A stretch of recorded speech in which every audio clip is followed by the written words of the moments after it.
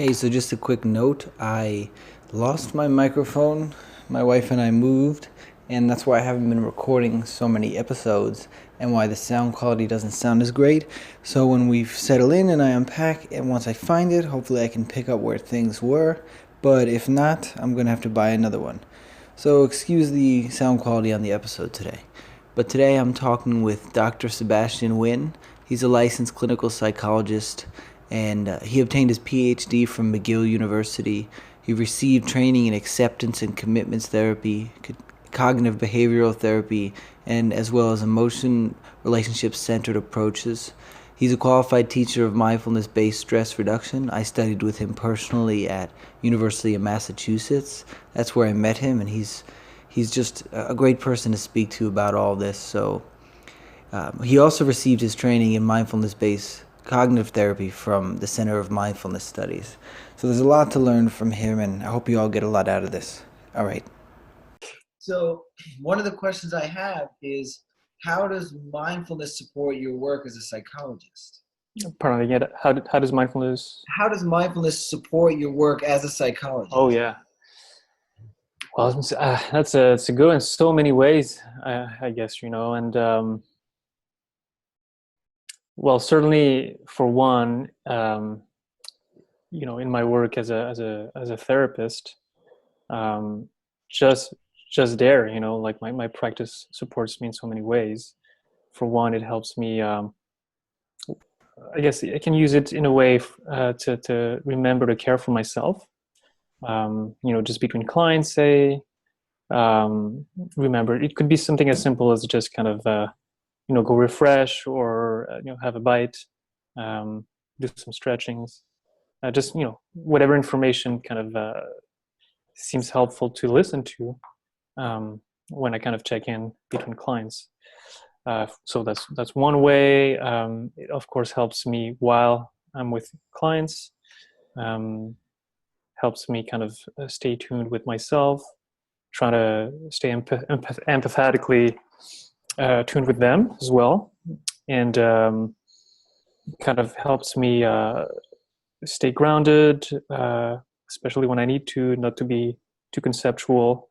Although there's something to be said about that, and that's certainly a helpful tool as well. But kind of just noticing simple things like their body language, tone of voice, very important information like that.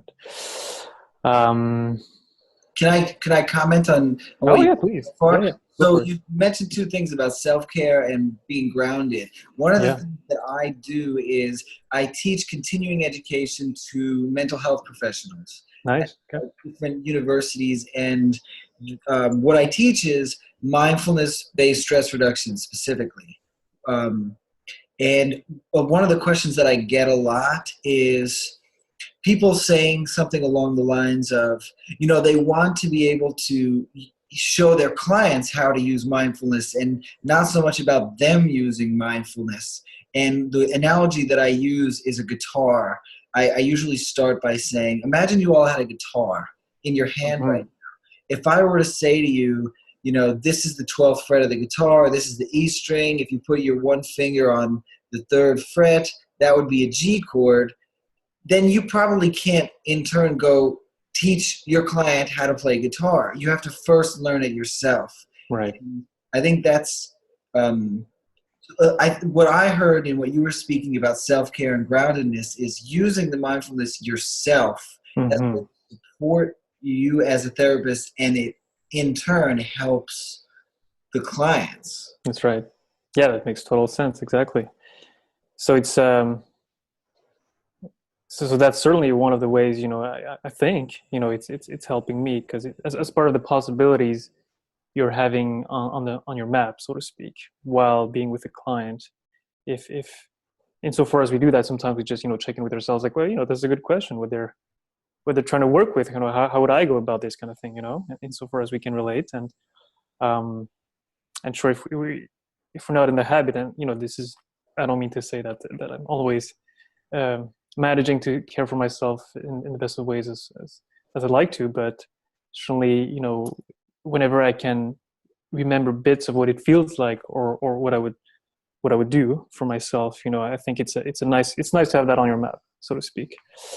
Um, and and also, just I mean that'll sound probably obvious, but the less I need to care about myself because I'm lacking focus or whatever, or I'm hungry, or I'm sleep deprived, or I'm just like my brain's just too fuzzy. Well, of course, the less easy it is to have a presence of quality with the client or whoever you happen to be interacting with, right?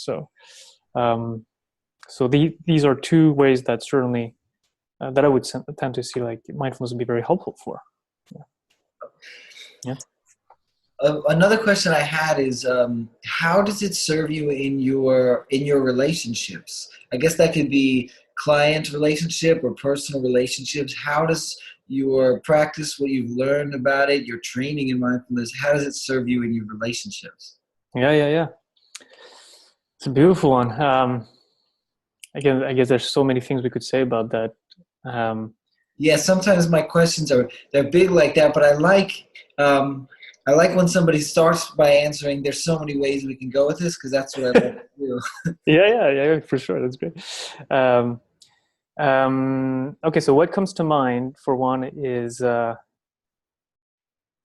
say you're trying to work through something. There's a misunderstanding, or is there a conflict? Um, or you don't even know what's going on, but you're feeling something's not right. And I guess one of the powerful ways and humbling ways mindfulness helps me is to, remember that one of the options is just take my time and kind of have some patience to try to figure it out together, kind of stay in the not knowing, kind of, well, the title of your podcast is like just beautiful. Just wandering together. Can we just like not strive to, figure out how I am or how you are, or, whether who's right, or, just like, yeah, taking our time. And that could even be between interactions, because, you don't get it. You don't necessarily fix it or resolve it the first time around. Sometimes you need some time apart, and then you just, that could be true for a personal relationship that I have, but also for in clients. You may be trying to help them with something and it doesn't come clear the first time around, but then thinking about your case between sessions, and then you have a sudden insight because you just allowed yourself to keep wondering and to keep opening up to unsuspected avenues, and to let it kind of simmer just a bit. So yeah, so just this, yeah, that was like a mumble jumble of, of ways to answer your question, But they're big, but yeah, big questions. But one of the things you said in there, if we can highlight it, that sustaining, I think something along the lines of sustaining, not knowing. right. What do you mean by that? Well, it's like when I'm when I'm hitting, say, a spot where things doesn't seem to flow anymore, like say we don't understand each other, or there's a disconnect of some sort, that tends to coincide with kind of a knowledge that I may be holding on too strongly to, or just it's kind of a belief or whatever. So whenever I hit kind of this snag, just like, oh well, could I revise some of that stuff? Could I call some of that into question? Could I examine my assumptions here? What does that process look like for you? Like when you are checking in like that? Mm-hmm. It's hard to describe. I'd say probably some things along the lines of what I'm doing right now, I guess. Just to not say much, and to check in with well, emotions. Emotions are often hard to see at first because they're not kind of quite palpable, at least not for me, not immediately. And so, yeah, it's that may sound like a truism, but it's helpful to have a bit of silence and kind of slower pace to see more clearly this kind of information. And oftentimes when when I get more clarity about this, and when I find the right word to verbalize it, to share it, then not always, but oftentimes, oh, hey, this was kind of the missing piece of information that helps kind of unlock something, or kind of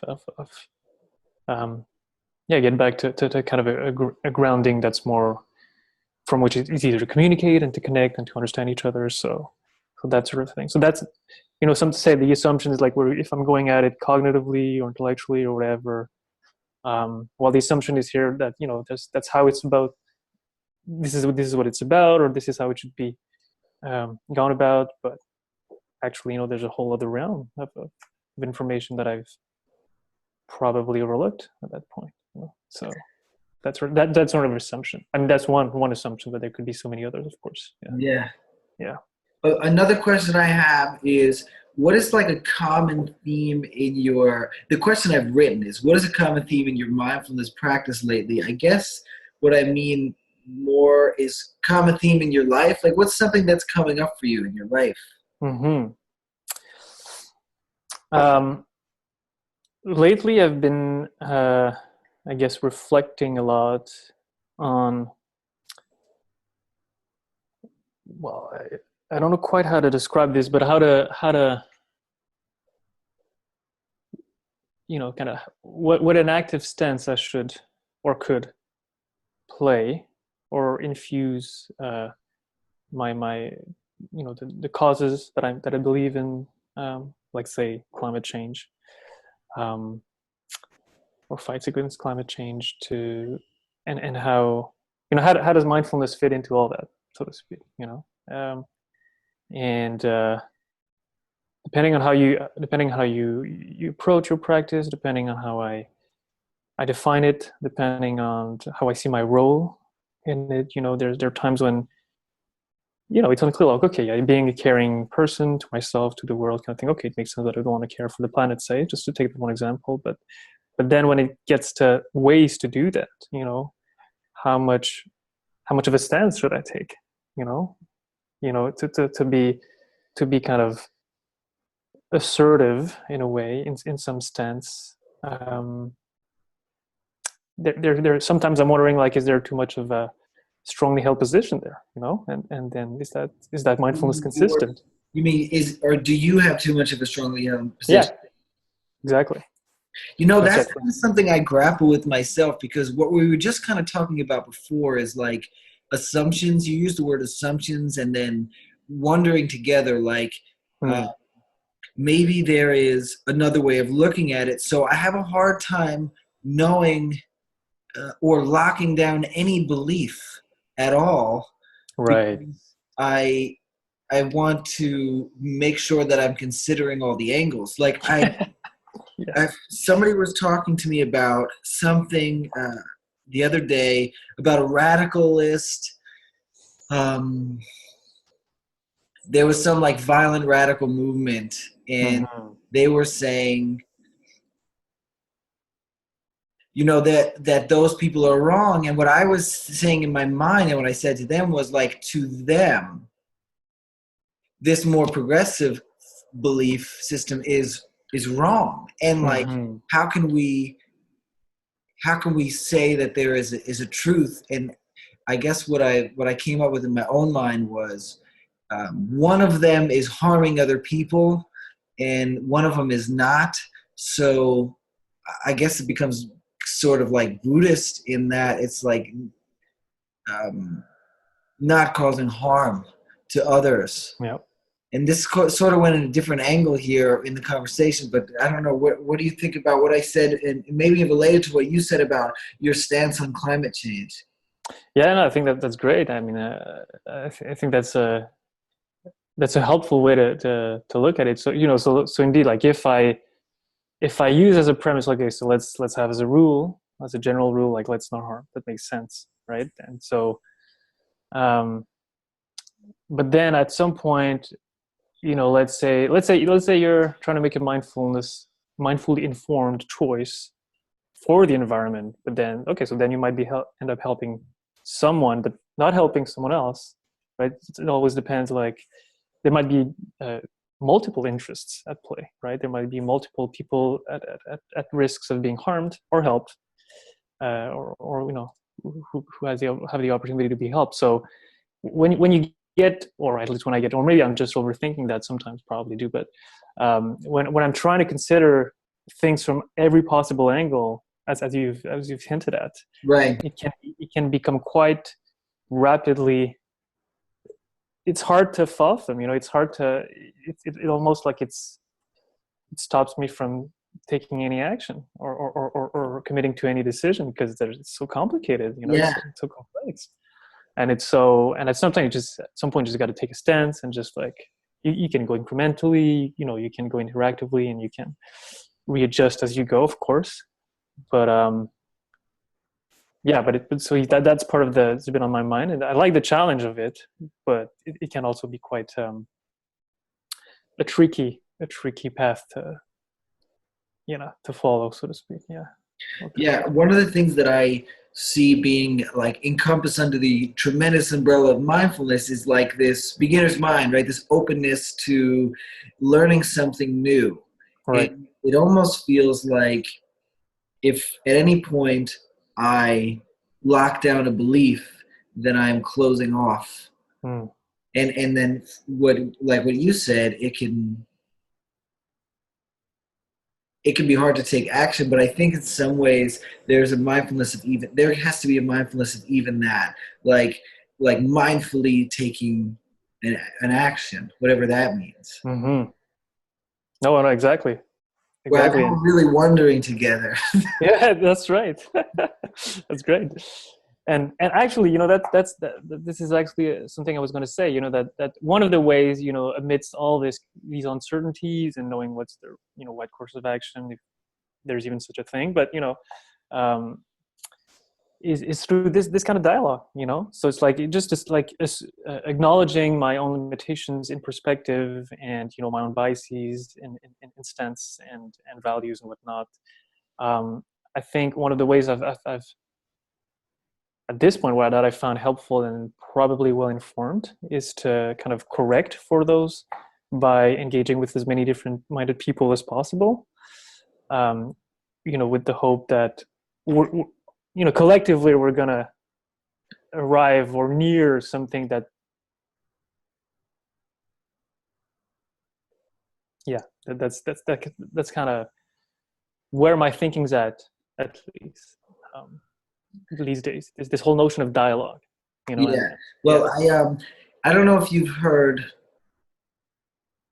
There's I think it's called the Making Sense podcast with Sam Harris, and it's basically like conversations like this, Right. and hopefully coming to some understanding through dialogue. And that's the whole point of my podcast, is that I'm not trying to come into any of this with it's not that one of us is imparting knowledge on the other person, it's that we're wondering together. So we're asking really big, vague questions, and the conversations take whatever path they do, and maybe that there's some insight in that. And that's very much informed by my mindfulness training as well. It's like asking these questions and being open to look at it with beginner's mind, look at it with an openness, and maybe there's something I can learn in this conversation or in any of these conversations I've been having on the podcast. Absolutely. Yeah, I would totally agree with that. Yeah. And it makes sense, right? Because it's like, to me at least, because it's those issues that we're grappling, that we're trying to get a stab at, are so complex, where they're so multifaceted. They're so so it's of course it's hard to impart any kind of one blanketly applicable truth and kind of cover everything that's need to be covered, in a podcast, say, or even like let alone in a sentence or whatever. So it's gotta, I guess, it's gotta come from more kind of a repeated approximate, I don't know how to call it, but successions, approximations, approximations, repeated approximations, and then as we go, we're just kind of fine tuning the thing, and then we're kind of arriving at something that makes more and more sense, and that's more and more exhaustive and kind of comprehensive and nuanced in the way that it probably should be. And so it's a cumulative endeavor, and it's impossible to do it alone. I try to do that all the time, and it just like I get lost in it. I lose people in it. So it's just that. So Yeah. when you do it together, I think it's like it's much more digestible for one. It's also more enjoyable because we do it together. It's bringing people together, and so yeah. At least I don't know. At least that's the way I'm going about it, I guess, these days. That's been on my mind, and I know as we're talking about it, I guess it's interesting because when we think of practice, we often think of formal practice, like on the cushion, or which of course is a great part of it. But when you look at it more broadly, and of course that could fit into what we sometimes refer to as informal practice, but this just applying the same attitudes to out there, and even in terms of the topic you're discussing or the way you're discussing those topics, or so I love those practice. I think this is with my clients. I think is a practice for me when you're just sitting together and trying to connect and relate mindfully. It's so rich. There's so many opportunities for practice there, and to know myself. Yeah, to know. Go ahead. Sorry. No, that's it. Oh, so I just I jumped in there because I'm getting inspired. One of the things you're saying, I'm trying to remember exactly what it is. Oh, the formal practice, right? Right. How there's like this practice on the cushion. I went for a walk today on my lunch break, and I learned traditionally to walk in meditation without any music or anything on, and just pay attention to my feet on the ground. And today I decided that I was going to listen to music while I was walking, and it felt different than the formal practice that I had learned. But I had this moment of like recognition that it's not wrong, and that why couldn't I listen to music while I'm doing my walking meditation, or even just calling it just a walk? I'm just going for a walk. And that is formal, it is informal. It's just like that line blurs between formal and informal. One thing that I'm dealing with lately, and maybe you can help make some sense of this, is like I go for this walk. It's a 30-minute walk, and I'm listening to music, and I'm feeling my feet on the ground. And I'm teaching an 8-week MBSR course right now. And one of the things that I am doing is I assign the homework, the formal 45 minutes. And the way that I learned from my teacher is that when we assign this 45 minutes of meditation, we are to also do 45 minutes of meditation a day.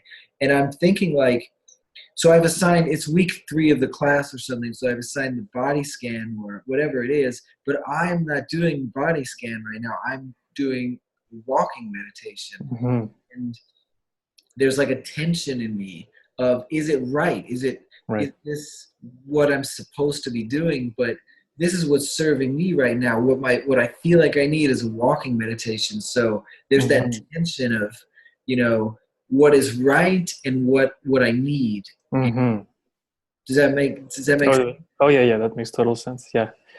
And I don't know how much what I'm about to share will actually map onto what the experience you've been having, but what comes to mind is should is an interesting word, and I was recently with a student who sharing I think it was part of an MBSR class as well, and and then the student in question was sharing that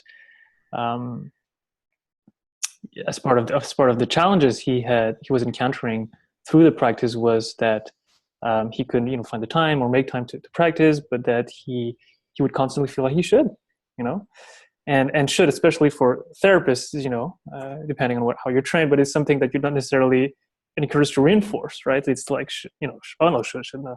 well, you could, sure, but you don't necessarily should, right? It's like, don't pressure yourself too much. But when you take it, when you go beyond semantics and you kind of look at it from a different angle, one of the reflection I was having, like, maybe it's okay sometimes to feel like one should, can that be a possibility too? Could that speak, say, to something that I value, something that matters to me? That's the code word for it matters to me, but hey, I kind of didn't do it. So, it doesn't have to come from a place of being pressured, or that, you're going to have your wrist slapped if you don't do it or something like that. But could it just speak, that sense of disappointment, say, or in his case, I can't remember exactly what the emotional tone was, but something of that kind of tone on that continuum. And if I trusted that, if I trusted that this was trying to tell me something important to me, could that be a possibility? Instead of just discarding it as, oh no, should, shouldn't aren't necessarily, it's not about should, so,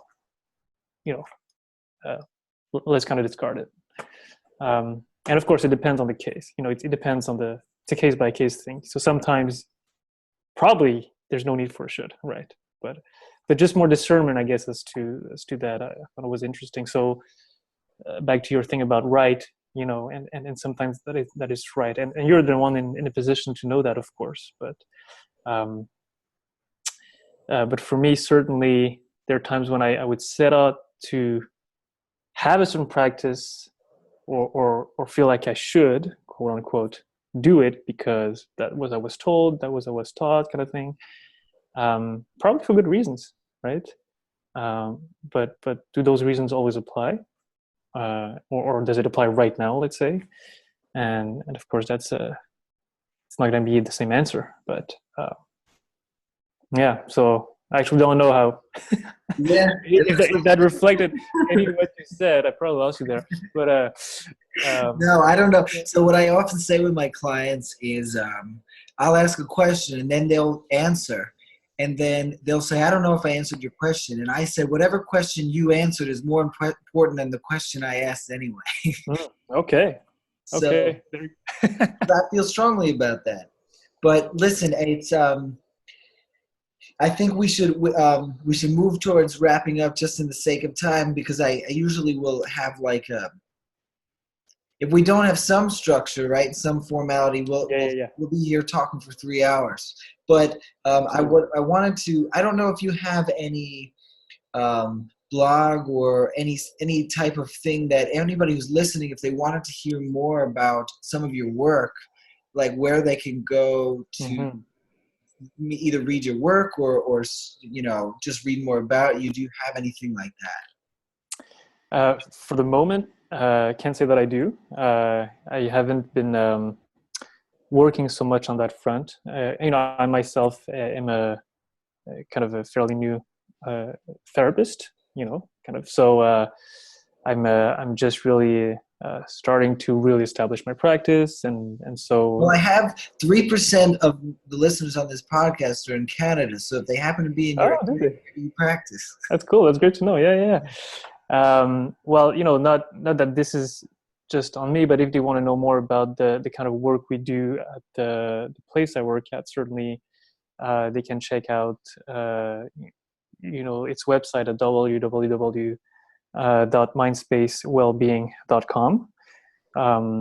That's one way of kind of knowing the kind of environment in which I grow and I learn, and I have an immense pleasure to work in. And but yeah, in terms of like personal websites or blog for now, that's been on my wanting to do list for quite some time. But yeah, I would read it if you wrote. Well, yeah, thanks. But also, I think like maybe we can leave it at, if people listening want to hear another conversation with me and you, sometimes I'll request like, can you talk about this, or maybe can you talk with this person? So maybe we'll take it from there.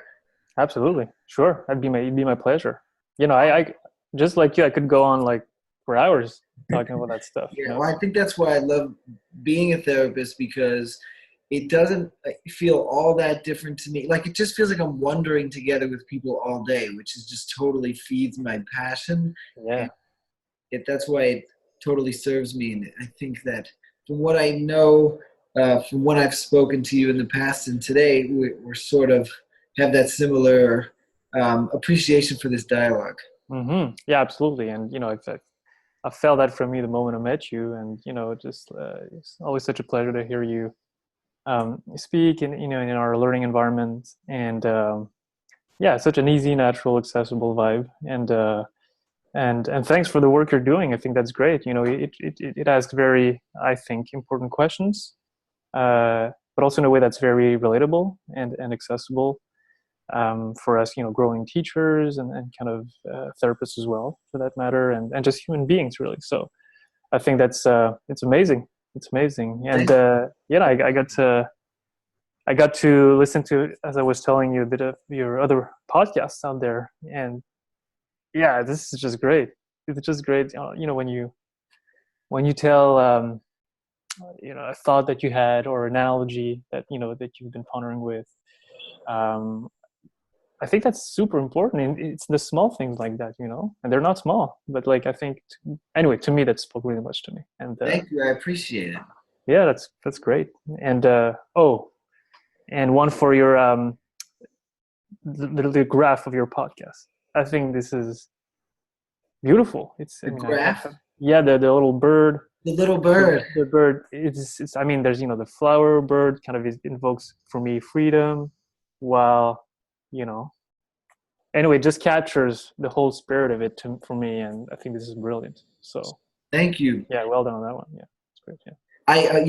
It's interesting that the reason I chose the bird was because of that freedom. And Okay. when I think of freedom, when I think of a bird, I think of freedom, and I feel free. And this conversation, these conversations I'm having, is hopefully a way for me to, and for us, and for people listening, and people that I'm talking to feel more of that through this dialogue. Right. Great. Well, But I'm glad you totally picked up on that. Like, the word that I thought of when I picked that bird was freedom, precisely. well, I think that says a lot about how good an illustrator you are.